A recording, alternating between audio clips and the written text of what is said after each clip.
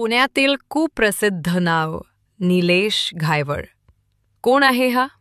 त्याचं शिक्षण, गुन्हे आणि सध्या तो कुठे आहे? चला जाणून घेऊया. निलेश घायवळ हा मूळचा अहमदनगर जिल्ह्यातील सोनेगाव गावचा. त्याने M.Com मास्टर इन कॉमर्स पर्यंत शिक्षण पूर्ण केलं आणि पुण्यात आला. शिक्षणानंतर त्याचं नाव गुन्हेगारी जगतात झळकू लागलं. निलेश घायवळवर अनेक गंभीर गुन्ह्यांचे आरोप आहेत. कोथरूडमध्ये 10 फ्लॅट्स जबरदस्तीने ताब्यात घेण्याचा आरोप, पासपोर्ट मिळवण्यासाठी नाव आणि पत्ता बदलल्याची चौकशी, खंडणी, मारहाण, हत्याप्रयत्न आणि टोळी संघर्ष यांसारखे गुन्हे. त्याच्यावर मकोका कायद्यानुसार गुन्हा दाखल केला गेला आहे.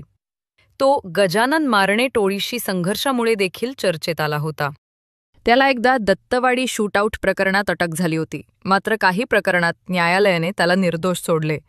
सध्या तो फरार आहे आणि पोलीस त्याला परदेशातून आणण्यासाठी प्रक्रिया सुरू आहे.